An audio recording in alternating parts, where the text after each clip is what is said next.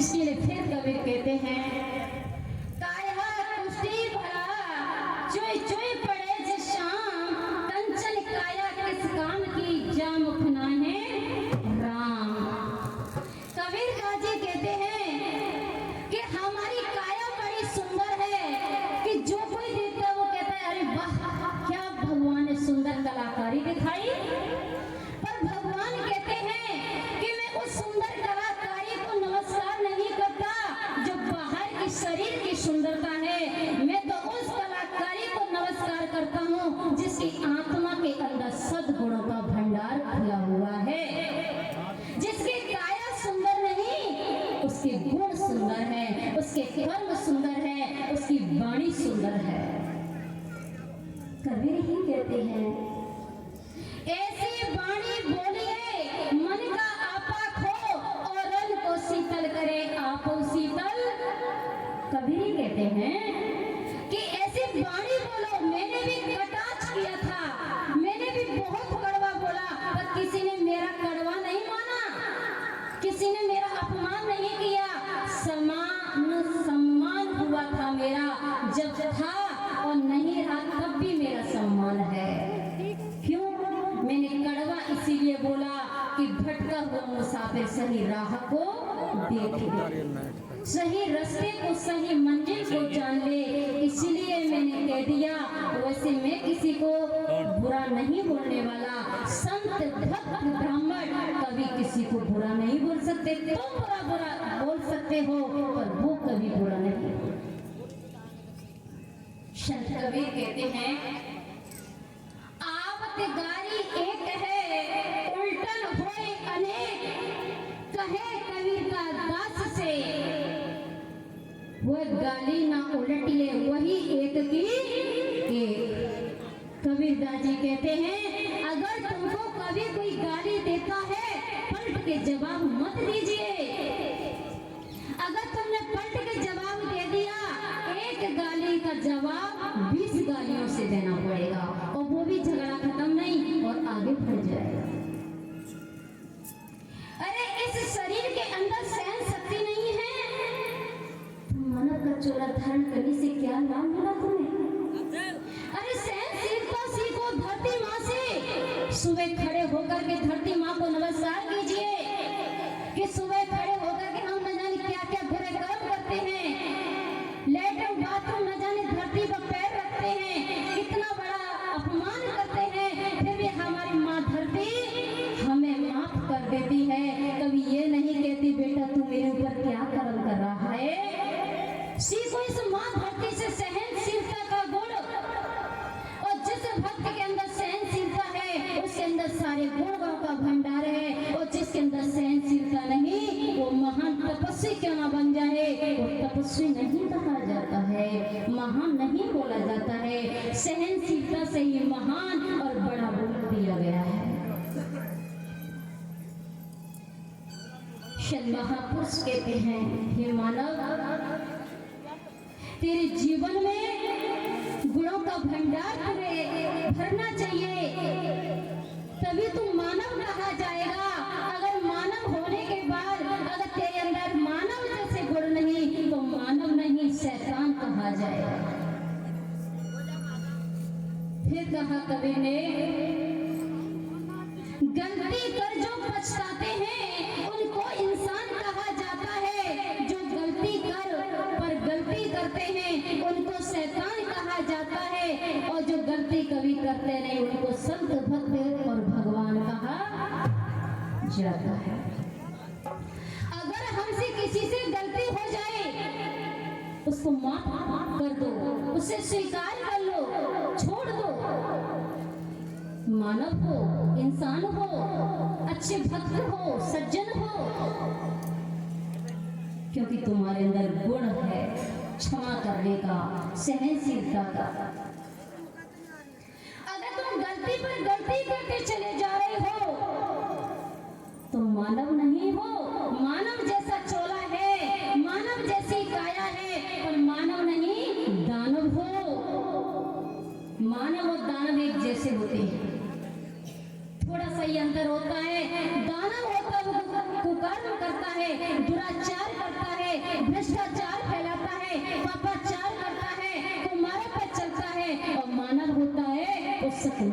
अनुसरण करता है। जिसके लिए कहा जैसे चीनी के अंदर मिठास है तो आप उसको चीनी कह सकते हो, अगर चीनी के अंदर मिठास को खत्म कर दिया जाए आप उसको चीनी नहीं दे सकते, शक्कर नहीं बोल सकते हो। अगर पानी के अंदर शीतलता को निकाल दिया जाए तो पानी नहीं बोल सकते हो।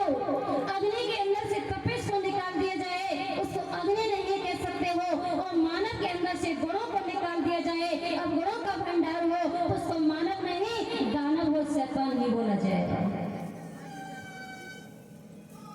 जिसके लिए फिर कहा बेकन में नरदीसत है, लक्षण पस के सभी हैं, बोलत चालत खावत पीवत सुबे बन बेघर जातस हैं, और तो लक्षण आए मिले सब एक में से सींग नहीं है।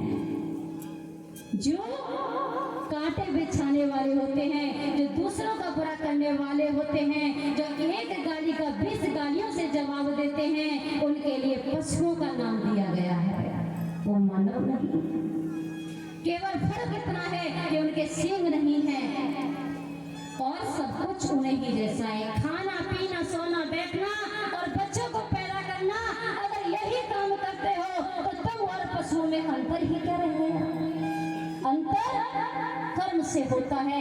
अगर तुम भक्ति कर सकते हो, सत्य मार्ग का अनुसरण कर सकते हो और सत्य मार्ग का अनुसरण करके अपने जीवन को बदल सकते हो तो तुम मानव हो, पशु नहीं। ज्ञानहीना पशु समाना, जिसके अंदर ज्ञान नहीं वो पशु है और जिसके अंदर ज्ञान उदय हो गया वो पशु नहीं महामानव है। अच्छा, हमारे सब महापुरुष ही अनेक तरीकों से समझाते हैं। इसी मानव के लिए फिर कहा एक चौपाई के माध्यम से, नरतन सबने कवनो हो देही और जीव चराचर जाचत तेही, नरक स्वर्ग अपवर्ग निसेनी और ज्ञान विराग भगत सुख देने। हे मानव, तू चाहे तो नरक के द्वार खोल सकता है और तू चाहे तो बैकुंठ के द्वार खोल सकता है और तू चाहे तो अपने आने और जाने के चक्र मोक्ष धाम को प्राप्त कर सकता है। तेरे ऊपर निर्भर है, किसी और के ऊपर। नरतन सबने कवनो हो देही, इस नरतन के समान कोई तन नहीं है। 84 लाख योनियों में सबसे महान, सबसे सुंदर, सबसे अच्छा यह बोला गया है, इसी मानव के तन के लिए बोला गया है। नरतन सबने कवनो हो देही, जीव चराचर जाचत तेही। हे मानव, सोच समझ के कर्म करना। अगर बिना सोचे कर लिया तो कर्म का फल तुझे भोगना पड़ेगा। मैं भी तुझे माफ नहीं कर सकता। 100 बुरे कर्म करे हैं तो तुझे 101 बुरे कर्म का फल नहीं, तुझे 100 ही बुरे कर्मों का फल मिलेगा। अगर तूने अच्छे कर्म 99 करे हैं तो 100 तुझे अच्छे कर्मों का फल नहीं, 99 ही तुझे मिलेंगे। मेरे यहाँ पर जितना करता है उतना ही मिलता है, रिश्वत नहीं चलती। इसलिए जीव चराचर जाचत तेही, नरक स्वर्ग अपवर्ग। अपवर्ग का मतलब होता है पामी से नहीं, पामी से पता नहीं होता। ईश्वर का जीव ईश्वर में मिल जाता है, सागर का पानी सागर में मिल जाता है। माँ के गर्भ का बार बार आना और बार बार जाना, शमशान में जाकर 2 मुट्ठी जल कर के रेत हो जाना, ये तेरा खत्म हो जाएगा, तेरा नष्ट हो जाएगा। सबसे बड़ा दुख यही है प्रिय सज्जनों, सबसे बड़ा दुख कहा गया है, जिसके लिए कबीरदास जी और एक दूसरी संत हुई है सहजोबाई, दोनों ही महान संत हैं। नाम थोड़े चेंज हो गए, एक कबीर साहब बोल रहे अपनी वाणी से और एक संत सहजोबाई कहती हैं। कबीरदास जी तो कहते हैं कि जब यानी शरीर को छोड़ता है तो मुझे सुख होता है, मुझे खुशी होती है, मुझे आनंद मिलता है। और संत सहजोबाई कहती हैं कि जब जीव कोई शरीर छोड़ता है, दुनिया से विदा होता है, श्वासों की पूंजी खत्म होती है, तो क्या क्या दुख मिलता है। संत सहजोबाई अपनी वाणी से कहते हैं, सहजो मृत्यु समय पीड़ा होए अपार, 1000 बिच्छू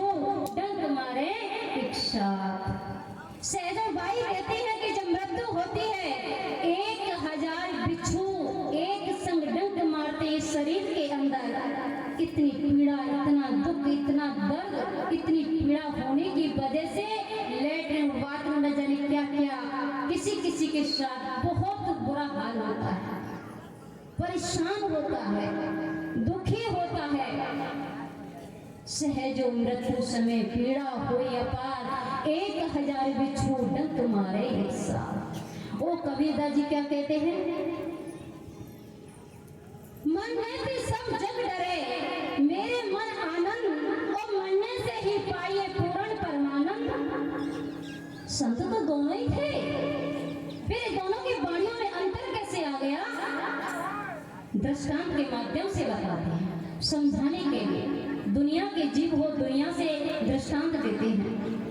जैसे एक छोटा सा बच्चा होता है, जब छोटे से बच्चे के कपड़े एक माँ बदलती है, पलटी के कपड़े हो जाते हैं या लेटरिन के हो जाती है, किसी के भी हो जाते हैं।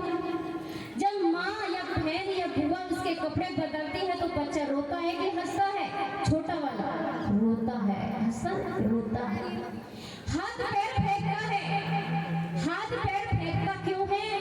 वो कहता है, बोल तो नहीं सकता, उसकी अभी जिह्वा उठ नहीं पा रही है, बोल नहीं पा रहा है, इसलिए अपने हाथ और पैरों को फेंक फेंक करके मना करता है, रो रो करके कहता है कपड़े मत बदलो, इन्हें कपड़े को पहने रहने दो, पलटी के हैं तो पलटी के रहने दो, जिसके हैं उसके बने रहने दो, मेरे कपड़े मत बदलो, रहने दो मुझे ऐसा ही। तो रोता है। और जब वो बच्चा बड़ा हो जाता है कुछ समय बाद, उसको माँ को कहना पड़ता है, क्या माँ कपड़े बदलती है, क्या बुआ कपड़े बदलती है? अपने आप बदल देता है। उसी प्रकार संत कबीर कहते हैं कि जब तुम एक ज्ञानी हो जाओगे, संत की शरणागति हो जाओगे, निवरा का नाम मिटाकर सवरा बन जाओगे, शरीर को छोड़ने में दुख नहीं होगा, दर्द नहीं होगी, पीड़ा नहीं होगी, 1000 बिच्छों पे डंक नहीं मरवाना पड़ेगा, तुम्हारी काया सुख ऐसे छूट जाएगी जैसे कपड़े बदलने में बड़े बच्चे को कष्ट नहीं होता है, उसी प्रकार ज्ञानी को शरीर छोड़ने में कष्ट नहीं होता है। जब जीवन में सत्संग नहीं आता, जीवन में संत का आगमन नहीं होता, जब हम भक्ति नहीं करते तो शरीर को छोड़ने में अनेक प्रकार के कष्टों का सामना करना पड़ता है। इसलिए सहजो भाई ने अज्ञानियों के लिए बोला, गुरु से सत्संग से दूर रहने वालों के लिए बोला, और कबीर ने जुड़ने वालों के लिए बोला कि मरने तो सब जग डरे, मेरे मन आनंद और मरने से पाइए पूर्ण परमानंद।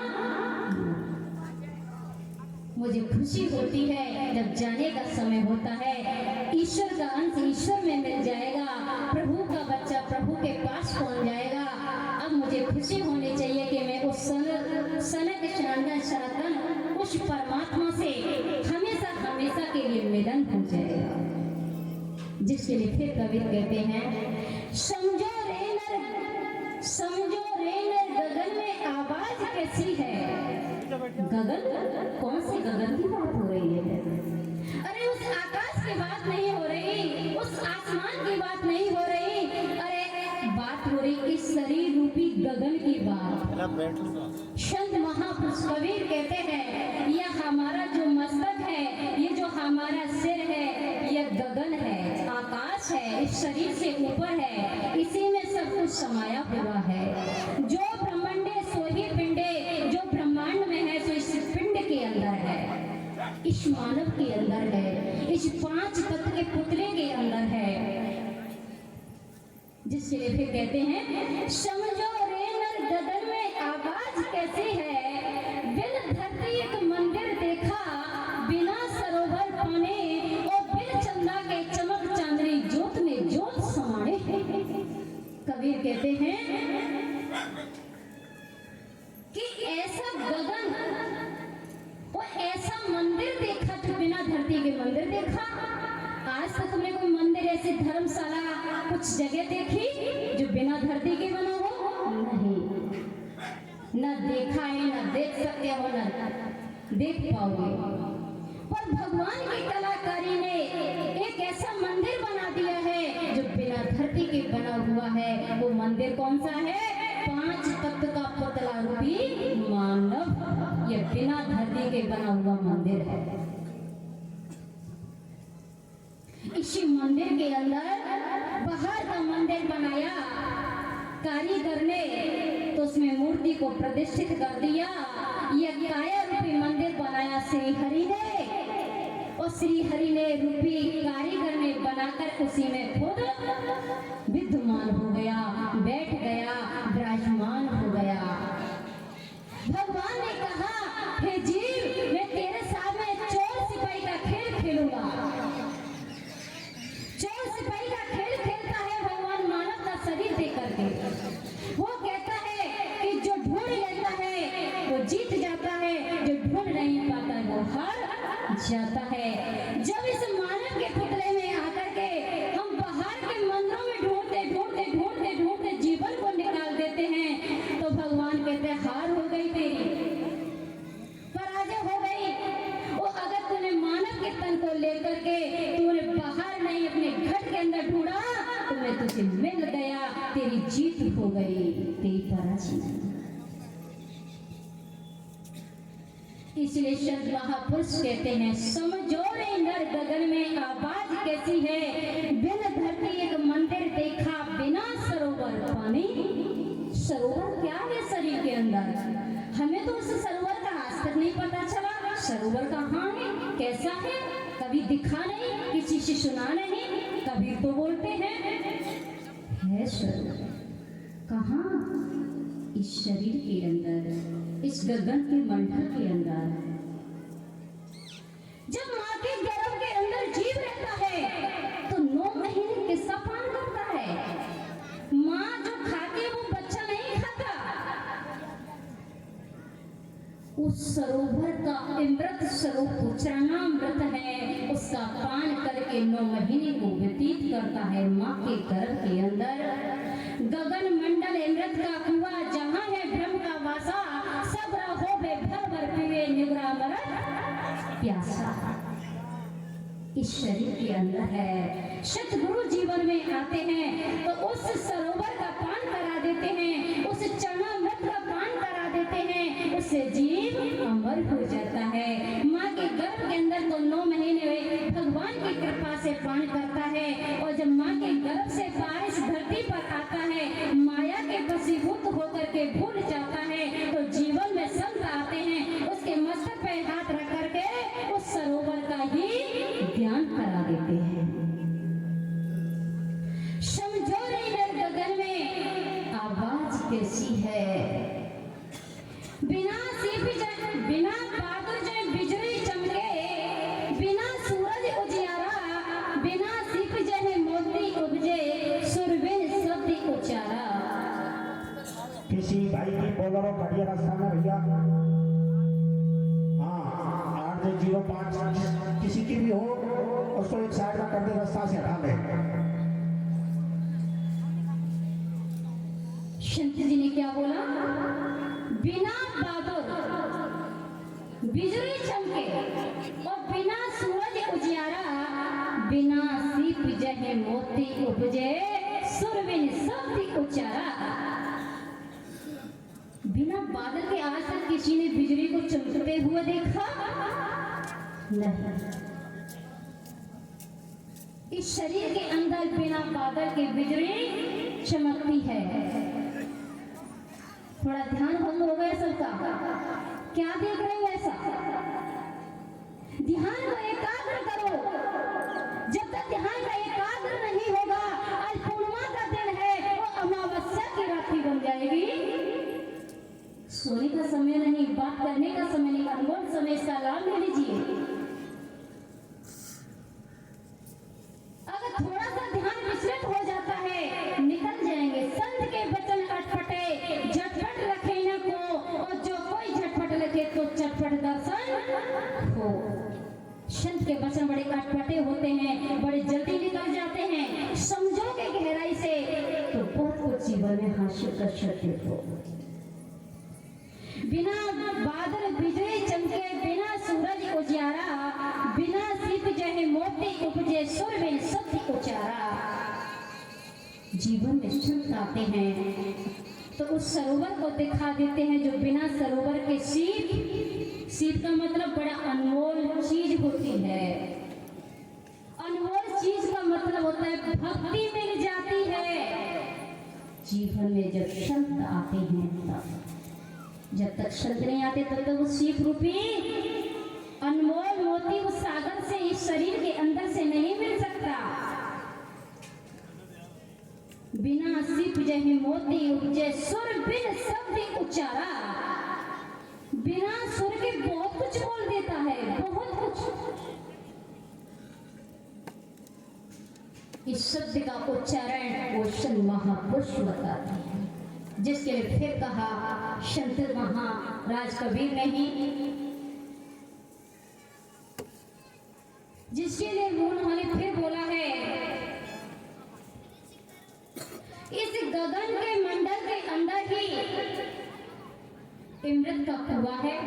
जो ब्रह्म का सगरा, जो सगरा होता है वो उसको भर भर के प्याले पीता है, जो निगरा होता है वो प्यासा मर जाता है। जिसके लिए कहा कबीर ने, पानी में मीन प्यासी वो सुन आवत हंसी, और आत्म ज्ञान बिना सब सुना क्या मथुरा क्या काशी। मीन मछली पानी में रहती है दिन रात 24 घंटे, जल का ही जीव है, फिर भी प्यासी है। मानव सत्संग में जाता है, संतों से जुड़ा हुआ है, फिर भी परमात्मा से अनभिज्ञ है, परमात्मा से दूर है, और कहता है परमात्मा तो देखा ही नहीं जाता। और कबीर कहते देखा जाता। अरे वो कहा सुनी की बात नहीं, और देखा देखी बात है, और दूल्हा दुल्हन मिल गए फीकी भाई बारात है। कबीर दास जी तो देखा देखी पे जो मारते हैं, और हम कहते हैं इसे देखा ही नहीं जाता। बड़ी सोचने वाली बात है। ये कहा सुनने वाली बात नहीं है, ये देखा देखी की बात होती है। कबीर कहते हैं जो कथने और करने में अंतर ना करे, वही गुरु में उसका चेला, वही गुरु है। ऐसे गुरु को मैं नमस्कार करता हूँ। ऐसे ही गुरु थे मेरे रामानंद महाराज, मैं तो प्रणाम करता हूँ। कैसे मिलाते हैं, चौपाई बता रही है। राम सिंधु गुण सज्जन धीरा, चंदन पर हर संत समीरा, सब कर फल हर भक्त स्वाही, सो बिन संतन काहुन पाही। तुलसीदास जी कहते हैं चौपाई से, राम एक सागर है, निराकार स्वरूप परमात्मा जो है वो एक सागर है, विशाल है, बहुत बड़ा है। अगर विशाल सागर के पास कोई प्यासा चला जाए और कहे कि मेरी प्यास बुझ जाए, कभी नहीं बुझ सकती। क्यों? खारा है, पी नहीं सकता, अथाह है, पीने की वजह से मरने का डर रहेगा, इसलिए पी नहीं सकता है। राम एक सिंधु, राम सिंधु, राम एक सागर है। अगर से राम स्वरूप निराकार को जानना चाहते हो तो बादल रूपी संत के शरणागति होना पड़ेगा। जब बादल रूपी संत जीवन में नहीं आएंगे तब तक नहीं जान सकते। राम सिंधु गुण सज्जन धीरा, चंदन तरहर संत समीरा। जैसे चंदन होता है, चंदन की सुगंधी को अगर कोई चंदन के बाग में चला जाए और हवा ना चले तो कोई चंदन की सुगंधी का रसपान नहीं कर सकता है। चंदन की सुगंधी का रसपान जब ही कर सकता है जब हवा चलेगी, बिचौलिया, चंदन के वृक्ष और लेने वाले के बीच में बिचौलिया आएगा, हवा रूपी ठंडी ठंडी मंद मंद हल्की हल्की हवा। निराकार स्वरूप परमात्मा और आत्मा दोनों के बीच में बिचौलिया रूपी साकार स्वरूप संत आएगा तो आत्मा परमात्मा को देखेगा, परमात्मा आत्मा को देखेगा। जिसके लिए फिर कहा, सतगुर ऐसा कीजिए पड़े निशाने चोट, और सुमरन ऐसा कीजिए जीव हिले ना होठ। कबीर कहते हैं ऐसे सतगुरु की शरणागति हो जाइए। अरे जब माँ के गर्भ में बच्चा था तो उसकी जीभ पलटी हुई होती है, इसलिए बोल नहीं पाता है। जानते हो क्यों? इसका कारण यही है कि वो बिना जिद्या के भगवान का नाम ले रहा था। उसे राम और हरे कृष्ण कहलवाओगे, कह नहीं सकता है। जब जीवन में संत आते हैं तो उसी नाम को याद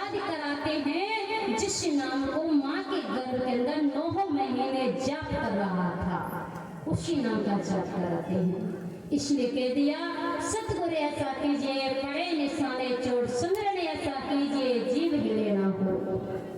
मीराबाई के जीवन में रविदास महाराज आए, उन्होंने मीराबाई को वो ज्ञान करा दिया।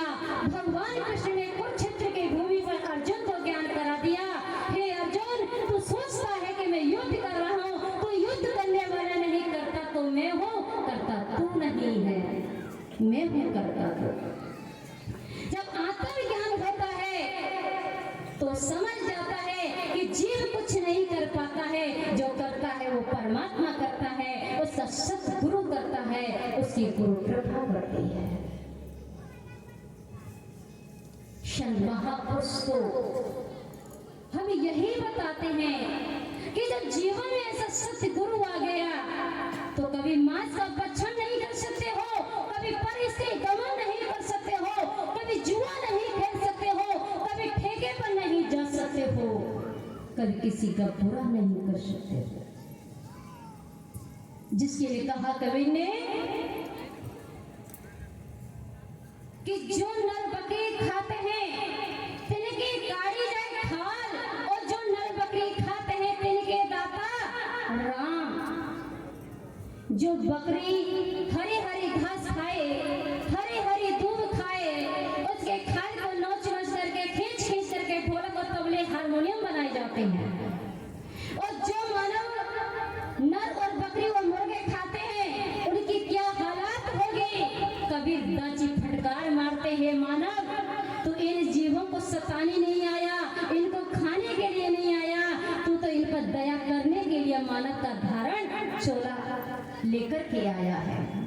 इन पर तुझे दया करनी चाहिए। ये निर्दोष है तो निर्दोष को सताता है, इनकी बददुआ तुझे लग जाती है। तेरी 1 लाख की भैंस या 60,000 की भैंस असमय दुर्भाग्य बस मर जाती है, क्योंकि तुझे बददुआ लग गई थी किसी की। निर्दोष को तूने सताया था, इसलिए तेरे जीवन में गरीबी आ गई, तेरे घर में अनहोनी घटना घट गई, तेरे जीवन में ऐसा कांड हो गया जिसके बारे में तूने जीवन में सोचा नहीं था। कभी किसी गरीब को, कभी किसी निर्दोष को नहीं सताना चाहिए। निर्दोष को गरीब को सताते हैं, उसका परिणाम बड़ा भोगना पड़ता है। तो आज अपने विचारों को यही विराम करते हुए और अपनी वाणी को यही विराम करते हो। जो कोई गलती हो गई हो मेरे से बोलने में, कहते गीले स्थान पर जिब्या रहती है, फिसल जाती है, कुछ गलती हो गई तो छोटी बहन या बालक समझकर माफ कर देना। आप सबसे हाथ जोड़कर विनती करते हो कि गलती होगी उसको माफ करना। अपनी वाणी को यही विराम करते हुए प्रभु के चरणों में बुलंद जय घोष करते हैं। बोले सतगुरुदेव भगवान की जय, सच्चे दरबार की जय।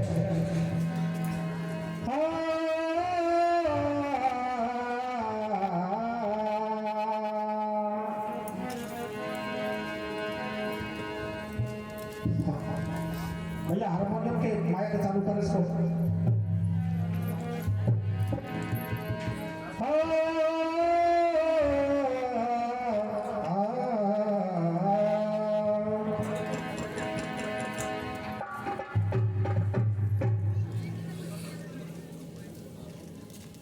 चालू करो भैया, माइक सब बंद नहीं है।